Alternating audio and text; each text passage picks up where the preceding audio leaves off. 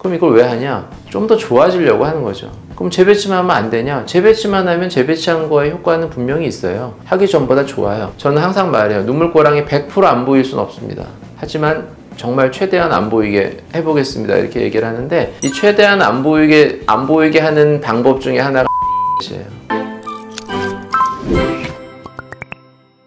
안녕하세요. 상담 오선생의 오선생입니다. 오늘 여러분들께 말씀드릴 내용은 하안검과 지방이식 그리고 지방 제거에 대한 내용입니다. 영상 시청에 앞서 구독과 좋아요 부탁드립니다. 하안검이나 눈밑지방 재배치할 때 지방이식도 하고 지방 제거도 한다, 이런 얘기가 있는데 이거에 대해서 좀 궁금해 하시는 분들이 있으신 것 같아요.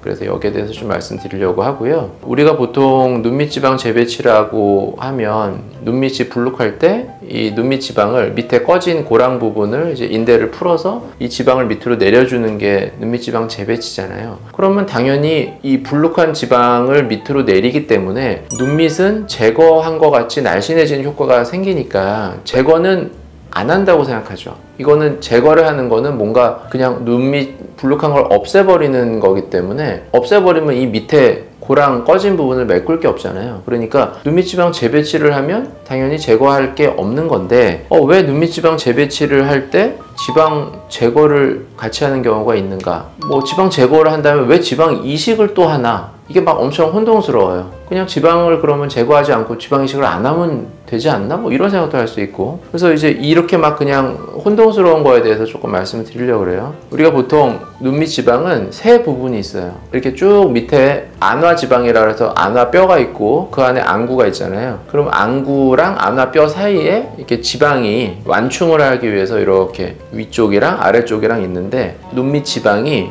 세 부분이 있어요. 그래서 앞쪽에, 제일 앞쪽에 이렇게 안쪽에 있는 지방, 내측 지방층이 있고, 가운데 이렇게 불룩하게 있는 가운데 지방, 그리고 바깥쪽에 외측 지방, 이렇게 세 군데가 있어요. 이렇게 지방 주머니가 이렇게 나눠져 있어요. 눈밑 지방이 하나로 된 게 아니고, 우리가 보통 눈밑 지방 재배치를 할 때 눈밑 지방을 감싸고 있는 그 경막이라고 지방 주머니가 있잖아요. 그럼 지방 주머니를 열고 지방을 밑으로 좀 풀어서 끌어내린 다음에 재배치를 하게 돼요. 근데 이때 앞쪽, 가운데, 바깥쪽이 딱 같은 높이에서 이렇게 지방이 있지 않아요. 앞쪽이랑 이 안쪽이랑 가운데는 이렇게 비슷하게 있는데, 가운데가 일단은 메인이라고 보면 돼요. 우리가 딱 봤을 때 눈밑이 불룩할 때 가장 메인 되는 지방은, 가장 주가 되는 지방은 가운데예요. 안쪽에 있는 지방은 아주 조금 있어요. 앞쪽이 조금 불룩한 이런 정도고, 주로 불룩한 건 가운데고, 그러면 바깥쪽 지방은 뭐냐면, 여기서 이렇게 가운데 지방이 이렇게 있으면 바깥쪽 지방은 여기에 있질 않고 약간 위쪽에 있어요. 이렇게 불룩함이 이렇게 있죠? 그러면 여기에 이렇게 있는 게 아니고 약간 위로 이렇게 있어요. 높이 자체가. 그래서 바깥쪽 지방은 약간 위쪽으로 있어요. 그러니까 어떻게 되냐면, 가운데 지방이 이렇게 있으면 이 바깥쪽 지방이 여기서부터 이렇게 있는 게 아니고 약간 겹치듯이, 이 가운데 지방이랑 겹치듯이 약간 조금 안쪽부터 이렇게 위쪽으로 이렇게 있어요. 그래서 눈밑 지방 재배치를 할 때 이 안쪽과 가운데는 이렇게 밑으로 펼쳐서 지방을 이렇게 펼칠 수 있는데, 바깥쪽 지방은 위에 있다 그랬잖아요. 그 위에 있는 거를 밑으로 펼치기가 쉽지가 않아요. 이게 위에 있는 걸 어떻게 펼쳐요? 이미 이거보다 밑에는 이미 가운데 지방이 있는데, 이런 식으로 돼 있어요. 그리고 가운데 지방을 펼치면 앞쪽이랑 중간 부분까지는 다 펼쳐져요. 그리고 뒤쪽은 거의 펼칠 필요가 없는 경우들이 많아요. 눈물 고랑이 앞쪽이랑 가운데까지 이렇게 있고 뒤쪽은 단단하게 있으면서 꺼지고 이런 부분이 적은 경우가 많아요. 그래서 이렇게 우리가 눈물 고랑을 보면 보통 한 앞쪽 2분의 1, 많아야 3분의 2 정도까지 가는 경우가 많고, 그래서 뒤쪽은 굳이 펼치지 않아야 되는 경우들도 많아요. 근데 뒤쪽 지방은 불룩하잖아요. 그럼 이 지방은 어떻게 해야 되겠어요? 날씬하게 되긴 해야 되잖아요. 그래서 보통 우리가 하안검이든 눈밑지방 재배치든 할 때 눈밑지방을 펼칠 때 앞쪽과 가운데까지 펼치는데, 이 가운데 지방을 갖고도 중간보다 조금 더 뒤에까지도 바깥쪽까지도 펼쳐져요. 근데 이 위에 있는 지방은 오히려 날씬해져야 되기 때문에 이게 그냥 있으면 바깥쪽이 계속 불룩해 보이거든요. 그래서 이거는 제거를 하는 경우가 많아요. 불룩하게 되면. 그래서 우리가 눈밑지방 재배치를 할 때 지방을 제거했다고 하면 보통은 바깥쪽 지방을 제거하는 거예요. 물론 앞쪽이나 가운데가 엄청 많을 경우에는 일부를 제거할 수도 있지만, 일반적으로 제거했다 그러면 바깥쪽 지방일 경우가 많아요. 그래서 저 같은 경우에 보통 보면 눈밑지방 재배치를 할 때 눈밑지방이 많은 경우 같으면 보통 앞쪽과 가운데 지방을 펼치고 바깥쪽 지방을 일부 제거를 하는 경우가 꽤 있어요. 근데 많이 제거를 하지는 않는 것 같아요. 눈밑지방 재배치의 경우에는. 근데 보통 하안검을 하게 되면 바깥쪽 지방을 많이 제거하는 경우가 많아요. 이게 보니까 눈밑지방 재배치는 보통 젊을 때 많이 하니까 눈밑이 많이 불룩하지 않은 경우들이 많아요. 근데 나이가 들면서 처지고 눈밑이 점점 더 불룩해지면서 하안검을 할 때는 정말 많이 불룩하신 분들이 많거든요. 젊을 때는 괜찮다가 나이가 들면 더 많이 불룩해져서 오시는 분들이 있다 보니까 아무래도 바깥쪽에 있는 지방이 더 많이 불룩한 경우가 있고, 그런 경우에는 바깥쪽 지방을 꽤 제거를 하는 경우들이 있어요. 그래서 제거를 같이 하는 경우가 분명히 있다. 이거는 눈밑지방 재배치를 한다고 했는데 왜 지방 제거를 하느냐, 이런 개념이 아니고, 눈밑지방 재배치 할 부분은 다 하고 눈밑지방 재배치를 하지 않을 부위에 있어 특히 바깥쪽 여기서 너무 많을 때는 제거를 할 수 있다, 이렇게 생각을 하시면 될 거예요. 이거는 재배치를 뭐 못해서 제거를 했다 이렇게 생각하지 마세요. 그래서 같이 충분히 할 수 있으니까 이렇게 하면 되고, 그 다음에 또 한 가지가 이제 이식을 같이 했다는 경우들이 있잖아요. 재배치를 하고 제거를 했는데 이식도 해. 눈밑지방 재배치나 아니면 하안검을 할 때 지방 이식을 하는 경우에 대해서 말씀을 드릴게요. 이게 저 같은 경우는 이제 부위가 두 부위가 있어요. 이식을 할 때는 하나는 이 눈물 고랑 부위에다가 이식을 하는 거고, 또 하나는 앞광대 쪽, 좀 더 밑이죠. 보통 앞광대 쪽에 보면 잘 보면 이렇게 인디안 주름이라 그래서, 인디안 밴드라 그래서 눈물 고랑보다 아래쪽으로 이렇게 광대 밑을 따라서 뻗어가는 주름이 있는 경우들이 있어요. 그래서 이 앞광대가 꺼져 있는 경우, 그리고 그 인디안 밴드가 심하면 훨씬 눈밑이 더 나이가 들어 보이고 뭐 다크서클도 더 심해 보이거든요. 그래서 이 밑에 부분을 개선하기 위해서 이 앞광대 쪽을 지방 이식을 해서 이렇게 돋궈주는 거예요.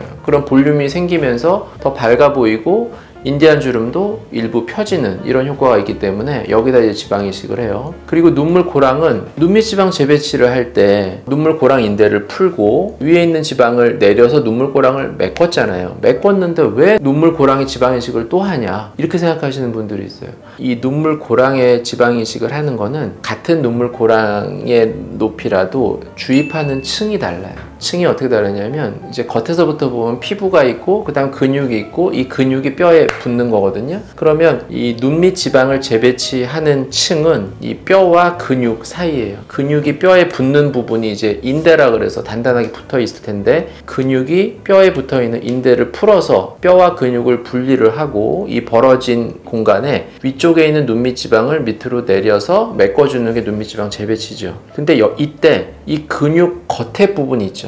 근육과 피부 사이에 이 부분이 있어요. 이 부분이 눈물 고랑을 잘 보면 그 피부도 살짝 꺼진 듯이 이렇게 주름이 져 있는 경우들이 있어요. 그러니까 이런 경우에 이 근육 밑에서 지방을 이동을 해서 올려주더라도 피부 쪽에 살짝 주름이 남아 보이는 경우들이 있어요. 물론 그 정도가 그냥 재배치 수술만 해도 전보다는 훨씬 좋아 보일 수 있지만 그래도 약간 들어간 느낌이 드는 경우들이 있어요. 그리고 또 한 가지, 이 눈물 고랑을 기준으로 아래쪽과 위쪽에 있는 이 피부의 구성, 피부의 층이 많이 달라요. 눈물 고랑보다 아래쪽 피부는 훨씬 두꺼워요. 그냥 우리가 보통 보는 피부예요. 그냥 피부층이 좀 두껍고 피부 밑에는 피하 지방이라고 얇게 지방층이 있고, 그거의 속에 이제 근육층이 있는 이런 층인데, 눈물고랑의 위쪽은 피부가 일단 엄청 얇고 피부 밑에 지방층이 거의 없이 바로 안윤근이 딱 위치해요. 그러다 보니까 위쪽과 아래쪽에 경계가 되는 이 눈물고랑 부위에서는 피부의 어떤 차이가 같이 존재를 해요. 피부에 단차가 생기는 거예요. 밑에 피부가 두껍고 위에 피부가 얇으니까 이게 같이 평평한 느낌이 들어도 살짝 꺼져 보이는 이런 선의 느낌이 생긴다고. 그래서 저는 이 부위에다가 이 피부 밑에 있는 단차 그리고 주름같이 꺼져 보이는 부분을 개선을 하기 위해서 피부와 근육 사이에 지방 이식을 조금 해주게 돼요. 그래서 이거를 일반적인 우리가 말하는 미세지방이 아니고 나노팻이라 그래서 나노지방이죠. 이거를 입자를 작게 해서 피부 밑에 이렇게 살짝 넣어주는 거예요. 그러면 이거의 효과는 뭐 엄청 크게 이렇게 볼륨이 생기는 건 아니지만 아주 미세하게 이 단차가 살짝 개선되는 정도의 효과가 생겨요. 그럼 이걸 왜 하냐? 좀 더 좋아지려고 하는 거죠. 그럼 재배치만 하면 안 되냐? 재배치만 하면 재배치한 거의 효과는 분명히 있어요. 하기 전보다 좋아요. 근데 여기서 나노팻을 넣으면 그만큼 조금 더 좋아져요. 우리가 눈밑지방 재배치를 하는 제일 큰 이유 중에 하나는 눈물고랑을 피려고 하는 거예요. 눈물고랑을 최대한 안 보이려고 하는 거라고요. 저는 항상 말해요. 눈물고랑이 100% 안 보일 수는 없습니다. 하지만 정말 최대한 안 보이게 해보겠습니다. 이렇게 얘기를 하는데, 이 최대한 안 보이게 하는 방법 중에 하나가 나노팻이에요. 다른 데서는 그냥 지방 재배치만 하면 된다고 하는데, 여기는 왜 지방 이식까지 해야 된다 그러냐? 해야 되는 게 아니라 더 좋은 효과, 더 좋은 결과를 위해서 이거를 할 수 있다는 거예요. 그냥 원치 않으시면 안 하시면 돼요. 그러면 그만큼의 효과는 없을 수 있는 거죠. 그래서 지방 이식은 그런 눈물 고랑 쪽에 나노팻 방식의 지방을 넣는 게 하나가 있고, 앞광대에 넣는 거는 일반 미세지방이에요. 마이크로팻. 대신 앞광대 쪽은 층이 굉장히 깊은 데다 넣어요. 근육보다도 더 깊은 층에 보면 깊은 지방층이 있거든요. 뼈와 근육 사이에, 이 앞광대 쪽에. 그러면 거기에다가 넣어서 전반적으로 이렇게 볼륨을 돋궈주는 이런 방식으로 지방을 넣어요. 그래야지 이 부분에다가 지방을 많이 넣으면 잘못하면 조금 지방이 이렇게 겉으로 좀 나와 보인다거나 표정을 지을 때 조금 더 잘 보인다거나 이럴 수가 있어서 앞광대 쪽은 좀 깊게 넣고, 고랑 쪽은 오히려 얕게 해서 나노팻 방식으로 소량을 넣고, 이런 방식으로 하게 돼요. 지방이식은 지방이식대로 해야 되는 이유가 있는 거고, 제거는 제거대로 필요한 거고, 재배치는 재배치대로 필요한 거죠. 이게 다 같이 필요할 수도 있는 거고, 어떤 경우에는 뭐 일부만 필요할 수도 있겠죠. 그래서 가끔 뭐 이런 얘기도 또 하세요. 이 외측 바깥쪽 지방은 수술하고 나서 나중에 시간이 지나고 다시 좀 밀려 나온다, 다시 불룩해진다, 이렇게 말씀하시는 분들이 있는데, 글쎄 그거는 뭐 어느 부위나 다 밀려 나올 수는 있을 것 같은데, 보통 한 두 가지 정도로 생각해 볼 수 있을 것 같아요. 첫 번째는 바깥쪽 지방을 제거를 안 한 경우예요. 불룩은 한데 앞쪽은 펼치고 그냥 놔둔 경우. 근데 이런 경우라도 수술을 했기 때문에 앞쪽이 이렇게 붓고 전반적으로 부어 있으니까 뒤쪽에 좀 불룩했던 부분이 잘 안 느껴져요. 부어 있기 때문에, 눈밑 전체를 부으니. 근데 이제 시간이 지나고 붓기가 빠지고 정말 진짜의 그 모습, 붓기가 없는 정말 이제 최종적인 결과, 그게 나오려면 6개월에서 1년 이렇게 걸리겠죠. 그런 정도가 되면 정말 바깥쪽에 지방이 이렇게 좀 윤곽이 이렇게 잡혀서 보일 수가 있겠죠. 이런 경우가 한 가지 있을 수 있고, 또 한 가지는 진짜로 뭐 제거를 하고 다 했는데 정말 시간이 몇 년이 지나서 나왔다, 이런 경우 생각해 보면 아마도 지방 주머니라고 하는 경막 안에 지방이 들어있다 그랬잖아요. 지방을 제거하려면 경막을 절개를 해서 경막을 열어야겠죠. 열고 나서 지방을 제거했어요. 그런데 제거하고 그냥 그 상태로 놔뒀어요. 그냥 끝냈어요. 이러면 그냥 괜찮을 수도 있지만, 가끔 가다가 이게 이렇게 열려있는 경막을 약하니까 그쪽으로 조금 또 쉽게 밀려 나올 수도 있지 않을까, 이런 생각이 들어요. 그래서 보통은 뭐 저도 그렇고, 보통 열었던 경막을 제거를 하고 다시 닫거든요. 경막을 다시 꼬매줘요. 이거는 뭐 재배치를 해서 경막을 강화하는 개념이 아니라, 이렇게 돼 있는 곳에서 여기를 열었잖아요. 그 다음에 여기 지방이 있으면 그거를 제거를 하고, 그 다음에 열었던 경막을 그냥 다시 묶어주는 거예요. 다시 이렇게 밀려 나오지 않게 하려고. 근데 뭐 그런 경우에 혹시라도 좀 나와 보일 수도 있지 않을까, 이런 생각을 해봅니다.